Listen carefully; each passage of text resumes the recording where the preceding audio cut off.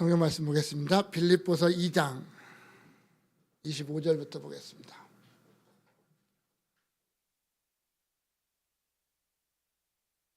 빌립보서 2장 25절부터 마지막 30절까지 말씀을 보겠습니다.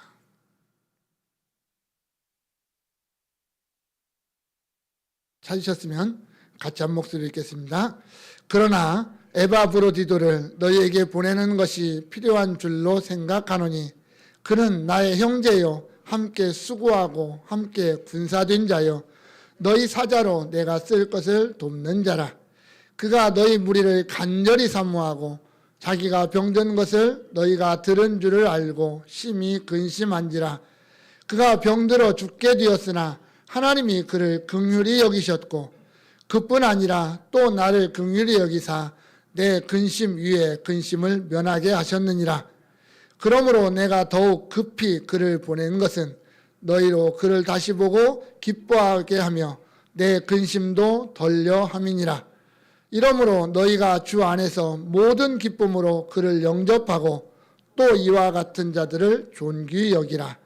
그가 그리스도의 일을 위하여 죽기에 이르러도 자기 목숨을 돌보지 아니한 것은 나를 섬기는 너희 일에 부족함을 채우려 함이니라. 아멘.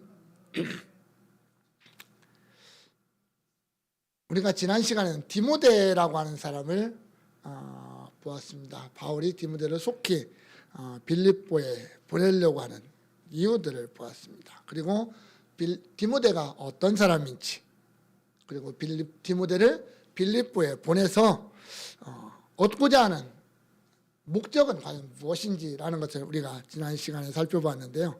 오늘은 또 다른 한 사람이 등장을 합니다. 바울은 이 사람에 대해서 보편적으로 설명을 하지 않습니다. 이 사람이 누구고 이 사람이 어떤 일을 했고 하는 이런 일들을 설명을 하지 않습니다. 왜냐하면 이 사람은 빌립보 교회 출신이기 때문에 그래요. 빌립보 교회 사람들은 이 사람이 누군지 너무나 다 잘 알고 있다라고 하는 거죠. 다만 지금 현재 이 사람은 빌립보에 있는 게 아니라 바울과 함께 있다 보니까 이제 바울이 이 사람을 다시 빌립보로 보내려고 하는 그런 모습입니다. 그래서 이 에바브로디도라고 하는 사람이 이제 등장을 합니다. 성경에 딱 한 번 등장해요. 본문에 여기서만 딱 등장을 하고 이제 다른 데서는 등장하지 않는데 그 이름의 뜻은 참 재미있습니다. 우리가 예전에 많이 어릴 때라도 읽었던 로마 12신, 그 로마 신화들, 그리스 신화들을 보면 미의 여신, 사랑과 미의 여신으로 등장하는 신이 있는데 그게 우리가 잘 아는 비너스, 아프로디테라고 하는 이 여신이 있습니다. 이 에바브로디도라고 하는 이름의 뜻이 뭐냐면 이 아프로디테의 사랑을 받는 자라는 뜻이에요. 사실 이름이. 그러다 보니까 이 어떤 뜻을 갖다가 사람에게 적용을 해서 그 사람에게 의미를 부여할 때는 매력적이다, 사랑스럽다, 그런 뜻을 가지는, 당시 헬라 세계에서는 많이 흔했던 이름 가운데 하나가 이 에바브로디도라는 사람입니다. 그렇다면 우리가 생각해 볼 수 있는 것은 이 사람은 유대인은 아닐 거라는 거죠. 유대인은 아닐 거다. 철저하게 빌립보라고 하는 도시, 이방의 세계 우상의 도시에서 태어나고 자랐던 사람, 그가 이 에바브로디도죠. 근데 이 사람이 어떤 과정을 거쳤는지는 모르지만 어쨌든 복음을 들었고 아마 바울을 통해서 복음을 들었던 것 같습니다. 그리고 그가 개종을 하고 복음 안에서 성장해서 빌립보 교회의 지도자까지 된 사람, 그 사람입니다. 이 사람이 빌립보 교회가 사도 바울을 위해서 헌금을 했거든요. 선교헌금을 했고 그 선교헌금을 이 에바브로디도의 손에 들려서 로마로 보냄을 받았습니다. 그래서 그 헌금도 전달하고 또 바울이 옥살이 하는 동안 바울 옆에서 돌보고 섬기도록 어떤 빌립보 교회의 보냄을 받고 지금 바울에게 와서 바울을 섬겼던 사람입니다. 그런데 이제 바울이 그 에바브로디들을 빌립보로 다시 보내려고 합니다. 25절에 그러나 에바브로디들을 너에게 보내는 것이 필요한 줄로 생각한다 이렇게 말합니다.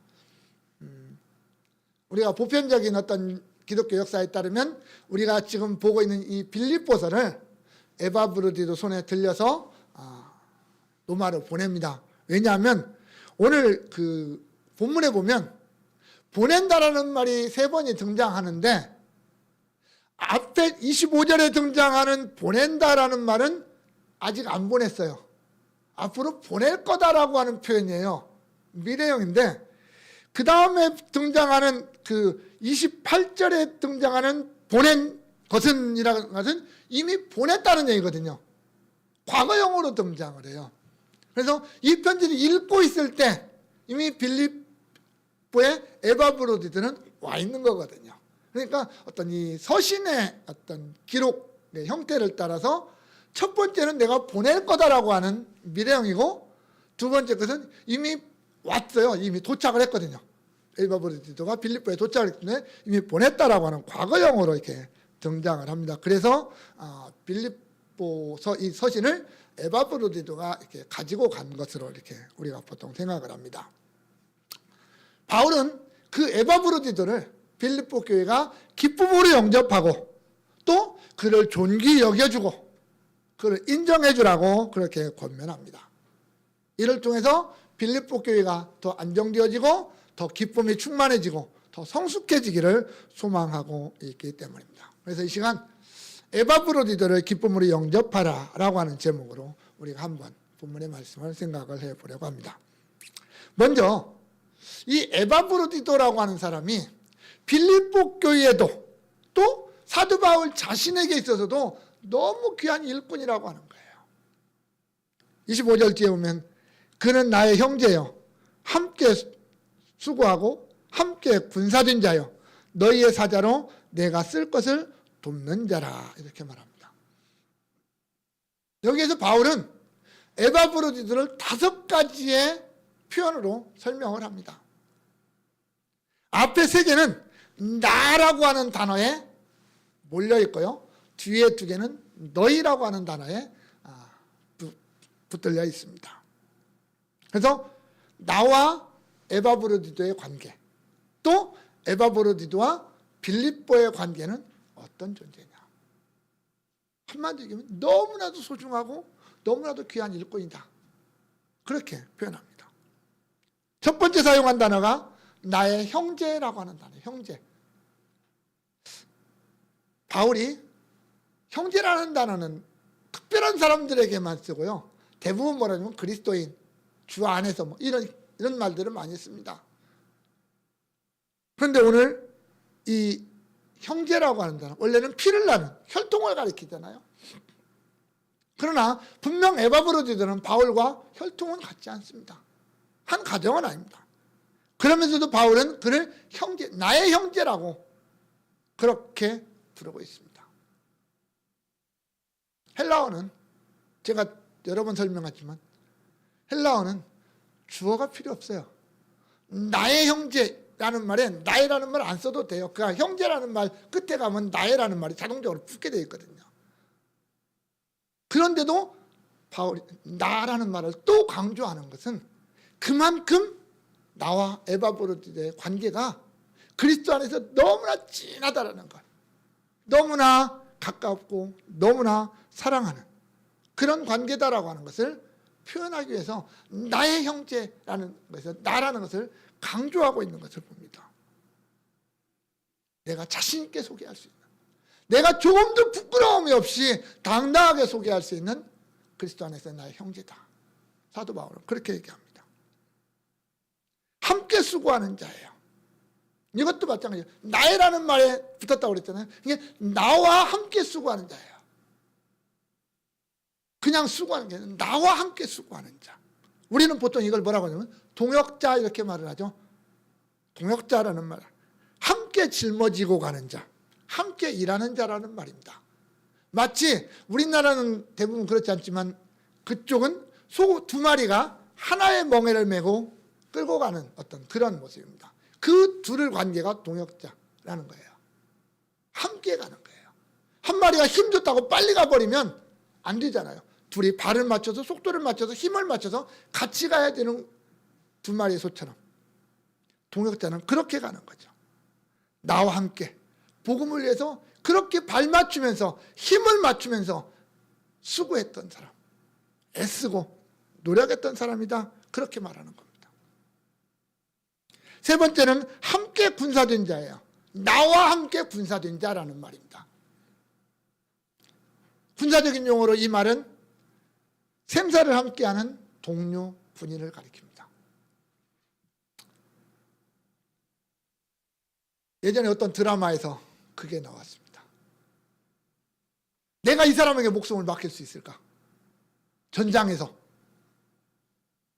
내가 이 사람에게 내 목숨을 맡길 수 있는 존재. 우리 남자들은 군대 갔다 와서 아시잖아요. 돌격 앞으로 하면 반드시 뒤에서 뭐 해주는 사람이 있어야 돼요? 어모해주는 사람이 있어야 되잖아요. 상대방이 나를 향하여 총을 못 쏘도록 내가 앞으로 달려갈 때 총을 못 쏘도록 뒤에서 막아주는, 총으로 막아주는 사람 있잖아요. 그게 함께 군사인데 그 사람이 어떻게 하느냐에 따라서 내 목숨이 왔다 갔다 하잖아요. 오늘 바울은 에바브로디들을 그렇게 소개하고 있습니다.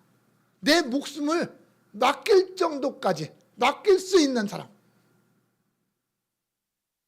너무나 멋진 사람 아닙니까? 복음을 위해서 최일선에서 싸우는데 내 목숨까지 맡길 수 있을 만큼 내가 믿고 내가 존중하고 그렇게 함께 할 수 있는 사람이 에바브로디토다라고 말합니다. 여러분, 우리는 그리스도 안에서 나는 그런 사람일까? 내 옆 사람이 나에게 그런 사람이 되어주기 전에 내가 누군가에게 이런 사람일까? 저 사람은 나의 형제다라고 당당하게 얘기할 수 있는 사람. 함께 나와 함께 수고하고 나의 생명을 맡길 수 있는 사람. 그런 존재다. 우리가 복음을 위해서 달려가고 교회를 위해서 사역할 때 정말 그렇게 할 수 있는 사람이라고 인정받을 수 있는 사람인가? 오늘 바울은 에바브로디들을 그렇게 당당하고 자신 있게 소개하고 있습니다. 어떻게 보면 참 이런 사람이 행복한 사람 아니겠습니까? 신앙생활을 해도 정말 재미있고 멋진 사람 아닙니까? 오늘 우리가 어떤 그런 존재가 되어야 되지 않을까라는 겁니다.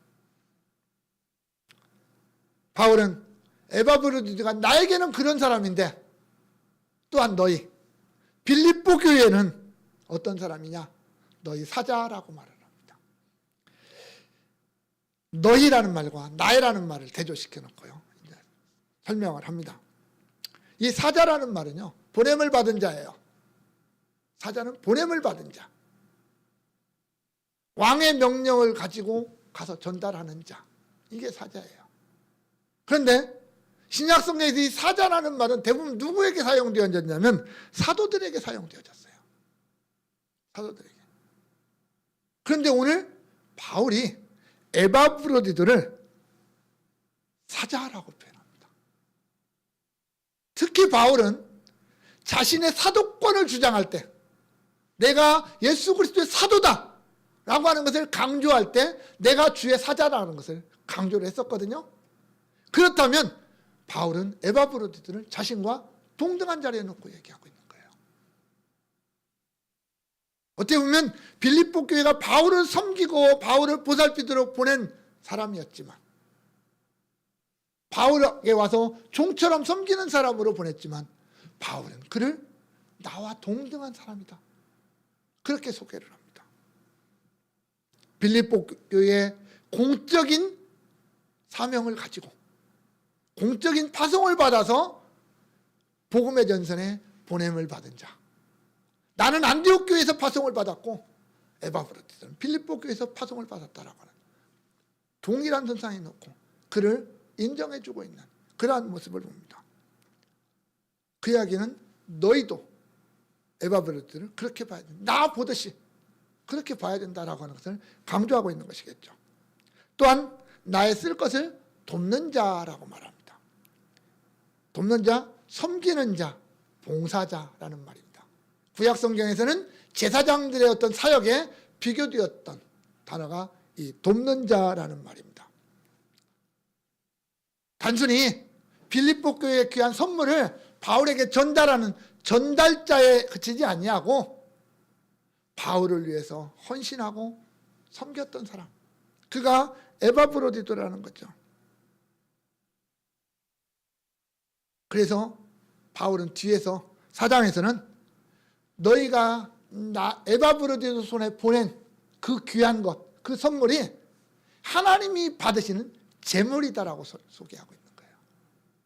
결국 에바브로디도가 빌립보 교회로부터 보냄을 받아서 로마에 와서 바울을 섬기고 봉사하는 그 모든 것들은 마치 제사장이 성전에서 하나님 앞에 제사할 때 그때 섬기는 것과 같은 것이다 라고 설명을 해주는 거예요. 그만큼 고귀한 것이고 아름다운 것이다 이렇게 말하는 거죠.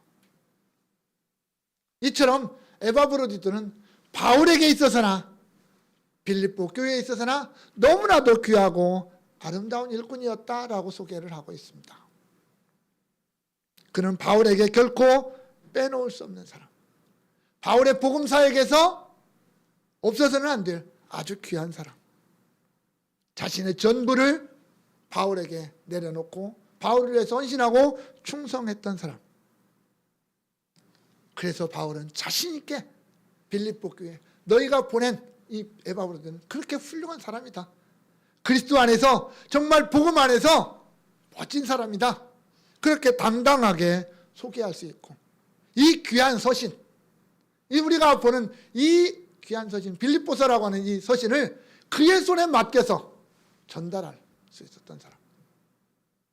오늘날처럼 뭐 교통이나 여건이 발달된 세상이 아닌 그때 당시는 정말 사람이 들고 그냥 가야 되는 그 먼 여행길에 많은 수많은 어떤 위험 요소가 있고 분실 위험도 있지만 믿을 만하기에, 충분히 그것을 감당할 만하다고 믿을 만하기에 바울은 이 서신을 그의 손에 들려서 빌립보로 보내고 있던 겁니다. 또한 빌립보 교회도 너무나도 훌륭한 일꾼이었죠. 빌립보 교회의 지도자였음에도 불구하고 그가 바울에게 보냄을 받을 때 기꺼이 그 먼 로마까지 와서 자기가 그 교회에선 지도자였지만 바울에게 와서는 바울을 종처럼 섬겼던 사람, 그가 에바브로디도. 정말 빌립보 교회 전체의 섬김을 홀로 다 감당하기 위해서 뒤에 보면 채우려 했다고 그랬거든요. 너희의 섬김을 그가 혼자 다 채우려고 했다, 완성시키려고 했다. 빌립보 교회 성도 너희 전체가 나를 섬기는 것처럼 이 에바브로디도 한 사람이 나를 섬겼다, 그렇게 바울이 인정할 만큼 멋진 사람이었다라는 거죠. 우리가 정말 교회 안에 내가 예수 믿고 내가 구원받은 것으로 끝나버리는 것이 아니라 내가 하나님의 거룩한 공동체인 교회 안에 일꾼이라면 이런 모습이어야 되지 않느냐는 거죠. 그저 내가 예수 믿었으니까, 내가 구원받았으니까 그걸로 끝이 아니고 정말 내가 예수 믿은 사람, 내가 구원받은 사람의 모습, 내가 주의 몸된 교회의 일꾼인 모습은 과연 무엇일까?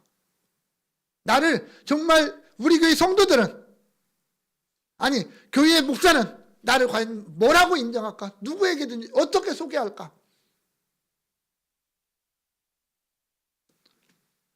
목사들끼리 만나서 우리 교회 어떤 성도님은, 어떤 장로님은, 어떤 집사님은, 어떤 권사님은 정말 이렇게 멋지다라고 당당하게 얘기할 수 있는 사람이라면 그 사람 행복한 사람 아니겠습니까? 우리는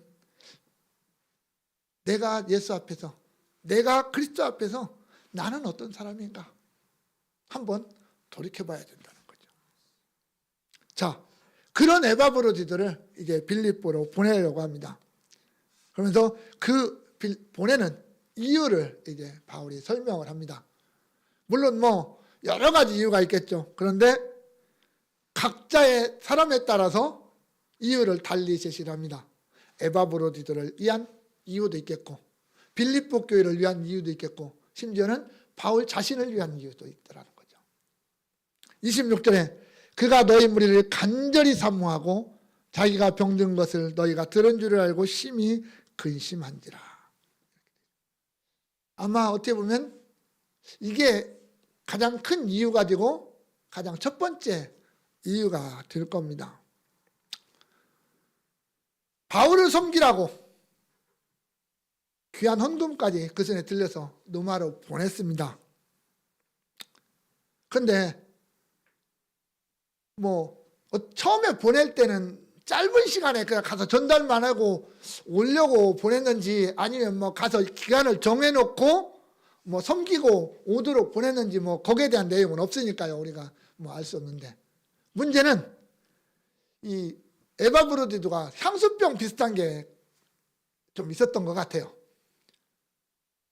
몸은 바울 옆에 로마에 있는데 마음은 빌립보에 있으면서 빌립보 교회를 너무나 간절히 사모한다라는 거예요.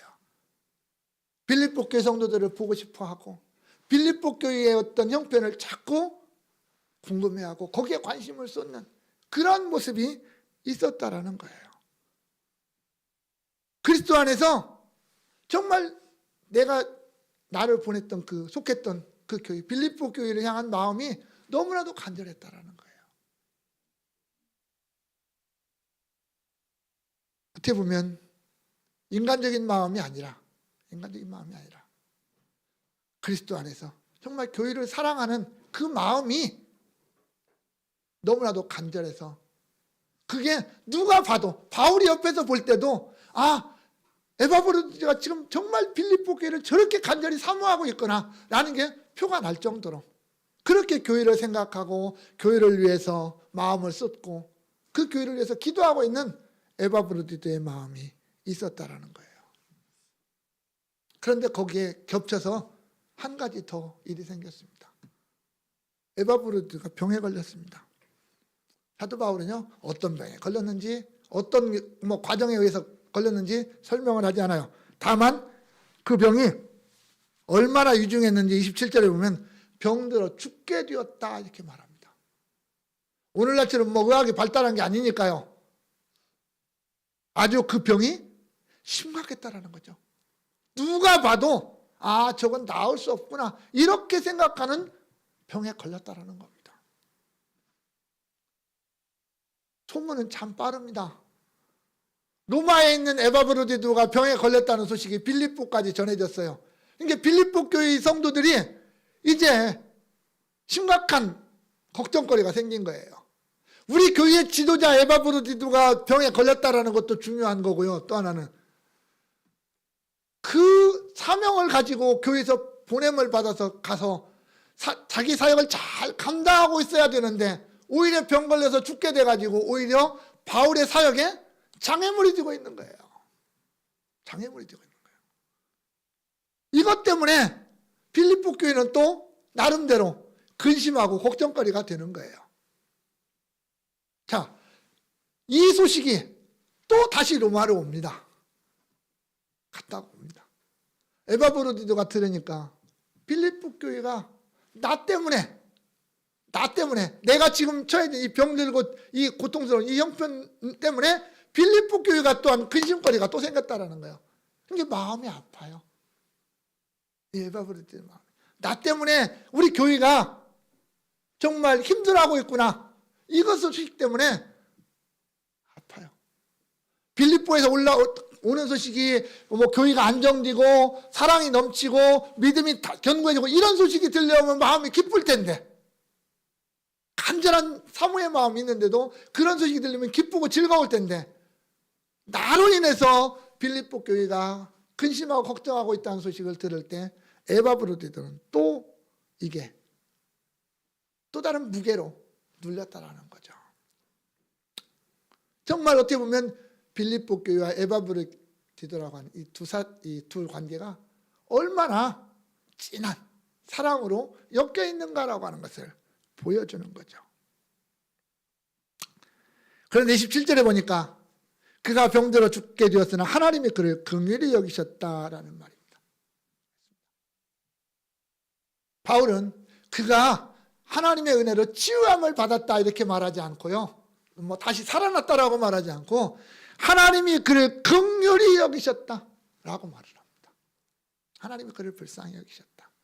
그렇게 말함으로 말미암아 에바브로디도가 죽지 않고 건강하게 되었다라고 하는 것을 에둘러서 그렇게 표현합니다. 의학으로 살려낸 것도 아니고 어떤 약이 살린 것도 아니라 어떤 사람의 노력으로 사람의 헌신으로 살려낸 게 아니라 하나님의 긍휼로 하나님이 그를 그렇게 살리셨다. 이렇게 말하는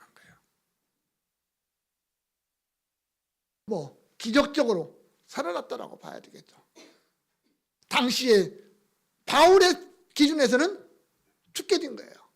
바울이 볼 때는 살아날 가망성이 없는 거예요. 그런데 하나님이 그를 다시 살리셨다라는 거죠. 생명의 주관자가 그를 살리셨다. 그래서 뭘 강조해요? 하나님의 긍휼, 하나님의 은혜를 강조하는 거죠. 우리 성도들의 모든 삶의 부분에서 하나님의 은혜가 가장 우선이라는 거죠. 내가 오늘 하루 어떻게 살았느냐? 내가 오늘 무엇을 했냐? 내가가 중요한 게 아니라 하나님의 은혜로 내가 오늘 이렇게 살았다라고 고백할 수 있는 그런 모습이죠. 이 기쁜 소식을 빌립보에 빨리 전해주고 싶은 거예요. 근데 말로만 하는 게 아니라 에바브로디도가 직접 가서 그들에게 보여주는 거죠. 우리는요, 듣는 것보다 보는 것을 더 확실하게 얘기잖아요. 그죠? 누가 어땠더라라는 걸 듣는 것보다 내가 그 사람 보고 직접 확인하는 걸 좋아하잖아요.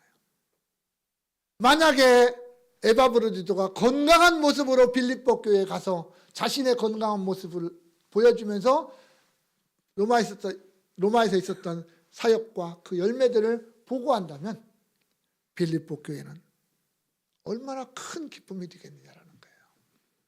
그래서 보내려고 하는 겁니다. 또한 27절에 보니까 그뿐 아니라 또 나를 긍휼히 여기사 내 근심 위에 근심을 면하게 하셨느니라. 28절에서도 내 근심도 덜려함이니라 이렇게 말합니다. 감옥에 갇혀있는 바울에게 있어서 에바브로디도의 헌신, 그의 충성은 아마 큰 위로가 되었을 겁니다. 그가 비록 몸은 감옥이라고 하는 곳에 있었지만 그는 그곳에서도 하나님의 사역을 감당하고 있었기 때문에 그에게는 많은 손과 발들이 필요했었을 겁니다. 내가 갈 수 없으니까. 그런데 에바브로디도가 와서 그렇게 바울을 위해서 열심히 섬기고 사역을 같이 했습니다. 그런데 그가 병들었을 때 바울도 얼마나 힘들었겠습니까? 그러잖아요. 바울도 힘들었을 거 아닙니까? 그 에바브로디도를 바라봐야 되는 바울의 마음은 얼마나 힘들고 고통스러웠을까요? 그런데 하나님의 은혜로 그가 회복되었을 때 바울은 철저하게 에바브로디도의 회복을 하나님의 긍휼, 하나님의 은혜에다가 집중시키고 있는 것을 볼 때 하나님의 이렇게 회복시켜 주셨다. 바울 자신이 그렇게 믿고 감사하고 있는 거 아닙니까? 그 안에 또한 기뻐하고 있는 거 아닙니까? 하나님이 바울의 그런 어떤 고통, 그런 근심, 그런 걱정을 덜어주셨다라는 거예요. 내 근심이 그 근심을 덜게 하셨다. 이렇게 표현하는 거예요. 그래서 그를 돌려보내려고 하는 거예요. 내 기쁨을 나도 이렇게 기쁘다라는 것을 빌립보 교회에 전달하고 빌립보 교회가 또한 그 안에서 기쁨을 얻도록 그렇게 노력하고 있는 거죠. 성도들의 기쁨이 곧 빌립보 교회 성도들의 기쁨이 바울의 기쁨이라고 하는 거죠. 그들의 평안이 내 평안이다. 바울은 늘 그렇게 지금 계속 같은 표현으로 설명하고 있잖아요. 성도들 한 사람 한 사람 교회의 평안함, 그것이 지도자의 기쁨이요 평안이 되고 그것이 감사의 제목이 되기 때문에 오늘 바울은 에바브로디도를 어떻게 보면 아깝지만 내 옆에 두고 싶지만 그래도 빌립보 교회로 다시 돌려보내고 있는 겁니다. 또한 28절에 보니까 그러므로 내가 더욱 급히 그를 보낸 것은 너희로 그를 다시 보고 기뻐하게 하려 한다 하는 거죠. 빌립보의 기쁨이에요. 궁극적인 것이겠죠. 내 기쁨도 중요하고 에바브로디도의 기쁨도 중요하지만 너희의 기쁨, 빌립보 교회의 기쁨, 이것도 너무나도 소중한 거죠.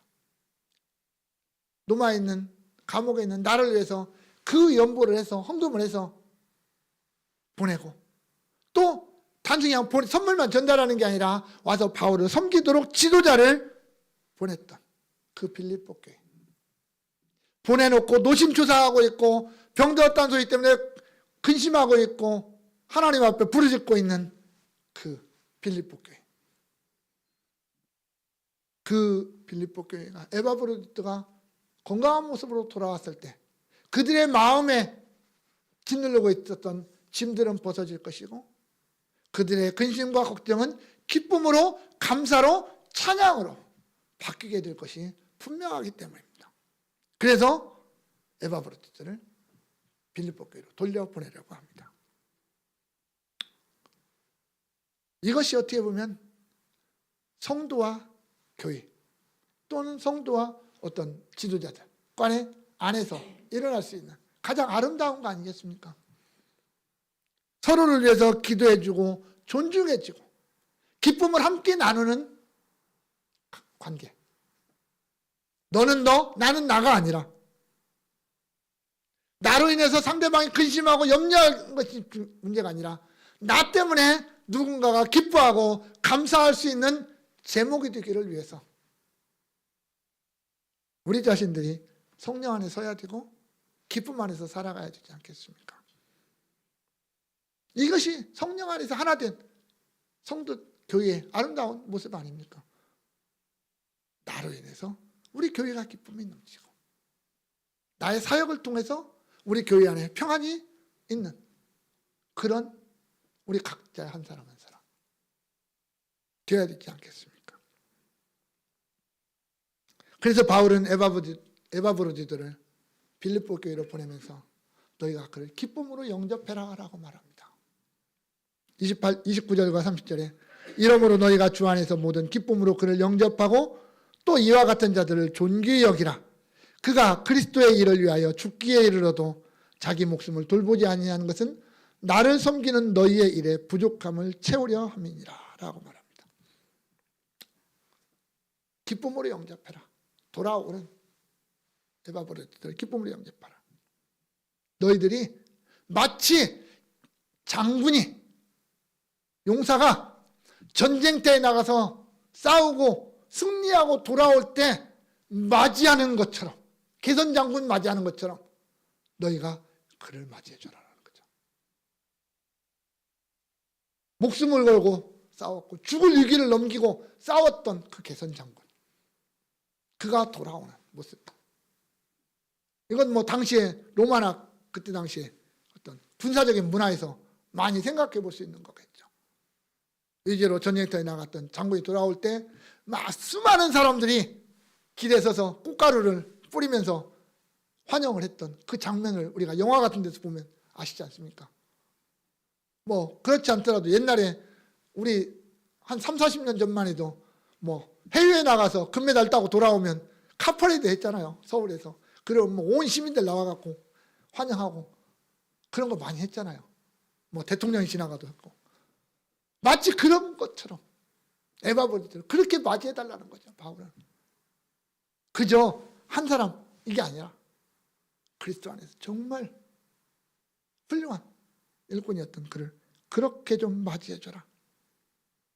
그리고 그를 존귀히 해주고 그를 인정해주고, 떠났다가 빌립보에 지도 떠났다 돌아왔지만 예전부터 함께 계속 있었던 사람처럼 그렇게 존중해주고 인정해주라는 거죠. 왜냐하면 그가 그리스도를 위해서 충성한 사람이다. 그는 개인의 영달이나 개인의 어떤 명예나 개인의 어떤 유익을 위해서 충성한 사람이 아니라 오직 그리스도의 일을 위하여 죽기에 이르러도 자기 목숨을 돌보지 아니하고 충성했다라는 거죠.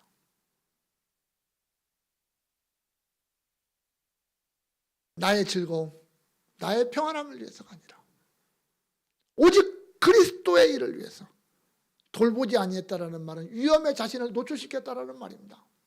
위험에 자신을 노출시켰다. 이 말의 출발은 전염병에 걸린 사람을 전염병에 걸린 사람을 치료하기 위해서 다가가는 간호원들의 모습을 갖다 표현한 말입니다. 우리 몇 년 전에 코로나 때 의료계에 있는 사람들이 얼마나 수고하고 정말 목숨 걸고 했잖아요. 그 코로나 전염병 잘못하면 죽는데, 그래도 어떻게 합니까? 자기는 또 의료인이니까 다 뒤집어 쓰고서라도 가서 또 그들을 위해서 헌신했잖아요. 그들의 헌신을 사실 너무 빨리 잊어버려요. 너무 빨리 잊어버렸어요. 오늘 에바브로디토는 그런 사람이었다. 그리스도의 일을 위해서 자신의 목숨을 위험에다가 완전히 드러내놓고 일했던 사람. 그런 사람이니까 인정해주라. 그만큼 충성했던 사람이니까 인정해주라는 말 아닙니까? 그렇게 했는데도 어떤 사람들은 자기의 일 때문에 자기의 일을 하기 위해서 그리스도의 일을 뒤로 미룬 사람들이 있었는데, 우리가 지난주에 봤던 것처럼 에바브로디토는 오히려 그 그리스도의 일 때문에 목숨을 돌보지 않았던 사람, 그렇게 충성했던 사람. 그리고 30절에 보면 나를 섬기는 일에 너희의 일에 부족함이 없게 채우려고 했다라고 말하죠.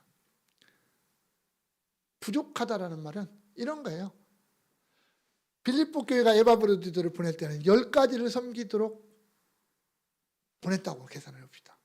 근데 만약에 에바브로디토가 가서 7개, 8개만 섬기고 2-3개는 빼먹었다면 그게 부족한 겁니다. 그게 부족한 거예요. 제대로 못했다라는 거죠. 보냄을 받을 때 받았던 일을 다 채우지 못했다는 거죠. 그게 부족한 거거든요. 그런데 에바브로디토는 그게 충분했다라는 거예요. 그걸 다 채웠다라는 거예요. 그런 충성 때문에 비록 감옥에 있는 바울이었지만 바울 또한 복음의 사명자로서의 사명을 완수할 수가 있었다, 이렇게 고백하는 겁니다. 어떻게 보면 너무나도 소중한 그런 사람이죠. 그런 사람을 교회가 알아줘야 된다는 말입니다. 사람은요, 시기와 질투의 존재입니다. 나보다 조금 잘나면, 잘하는 것 같으면 시기하고 질투하는 게 인간의 마음입니다. 겉으로는 박수 쳐주고요, 와 해줍니다. 그런데 뒤돌아서서는 별것도 아닌 것이 그러거든요. 그런데 오늘 바울은 교회 안에서 그런 것 없이 정말 교회를 위해서, 예수 그리스도의 일을 위해서 정말 그렇게 헌신하고 충성하는 사람들을 알아주고 존귀히 여겨주라고 이야기합니다. 그들의 기쁨으로 받아주라고 이야기합니다. 우리가 그래야 되지 않겠습니까? 교회 안에서 내가 하지 않는 일을 누가 할 때, 내가 생각지도 못하는 일을 누군가 생각해내고 그것을 하려고 할 때 우리는 그들을 위해서 기쁨으로 인정해주고 존중해주고 환영해줘야 된다는 거죠. 그래야 교회가 교회답게 되고, 그런 교회가 기쁨이 있고 평안한 교회가 될 수 있다는 거겠죠.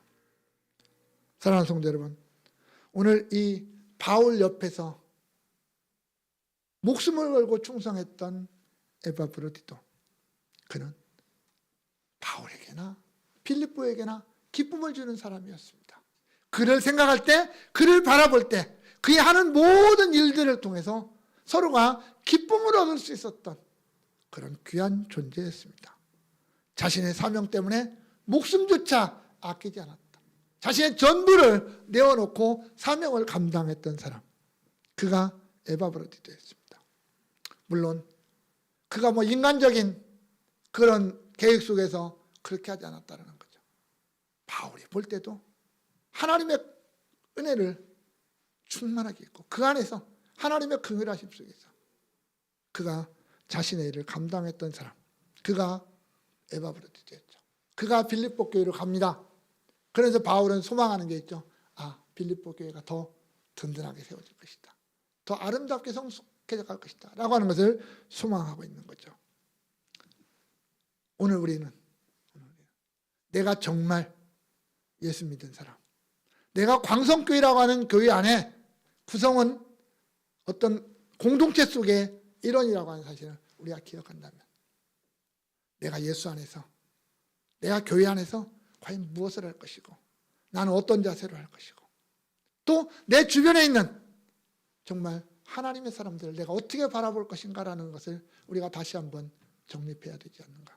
그리고 그들의 헌신과 아주 작은 것이라 할지라도 그들의 헌신과 그들의 충성을 인정해주고 존귀해주고 기쁨으로 화답해주고 그들을 위해서 기도하고 그들과 함께 수고하고 함께 나아가는, 그래서 주의 몸된 교회를 더 아름답고 든든하게 세워가는 저와 여러분들 다 될 수 있기를 주님의 이름으로 축원합니다. 기도합니다. 하나님 감사합니다. 오늘 이 시대에 우리를 광성이라고 하는 교회 안에 불러주시고 거룩한 공동체의 일원으로 우리를 세워주심을 감사합니다. 하나님, 내가 하고 싶어서 하는 것 아니라 하나님의 은혜가 나를 덮고 그 하나님의 은혜 안에서 내가 자원하고 내가 감사함으로 이 일들을 감당하고 있습니다. 하나님, 주의 성령으로 더욱더 우리를 붙잡아 주시고 나의 헌신을 통해서 또 내 주변 사람들과 함께 헌신하고 충성함을 통해서 우리 광성교회를 더 아름답게 세워가고 더 든든하게 세워가는 하나님의 귀한 일꾼들이 다 될 수 있도록 하나님이여 우리에게 은혜와 복으로 더하여 주옵소서. 예수님의 이름으로 기도합니다. 아멘. 오직 주님만 찬양하면서 봉헌하겠습니다. 오직 주님만 나의 맘의 갈급함 채우네. 오직 주께만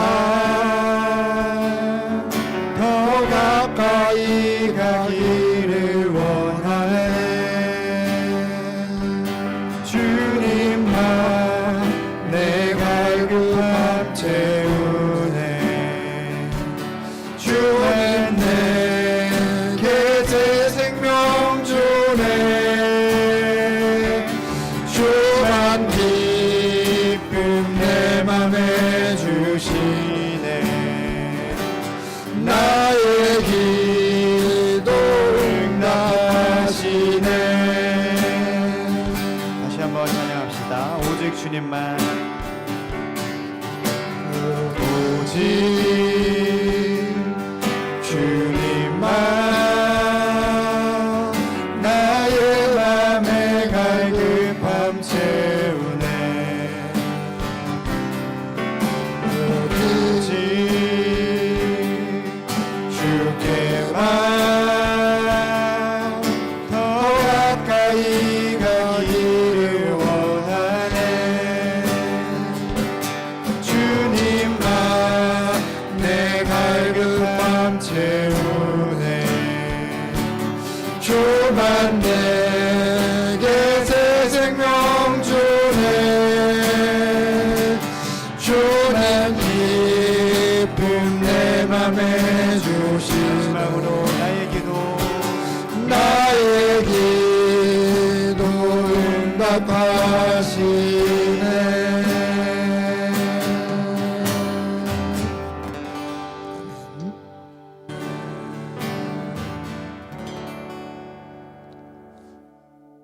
우리의 참된 목자장 되신 우리 주 예수 그리스도의 은혜와 우리 아버지 하나님, 그 아들까지 아낌없이 내어주신 그 놀라우신 사랑과 오늘 또 우리를 하나님의 자녀요 백성이요 일꾼 삼으시고 하나님의 교회에서 기쁨으로 감사함으로 충성하게 하시는 성령님의 역사가 여기 모인 주의 백성들 머리머리 위에 영원까지 함께 있을지어다.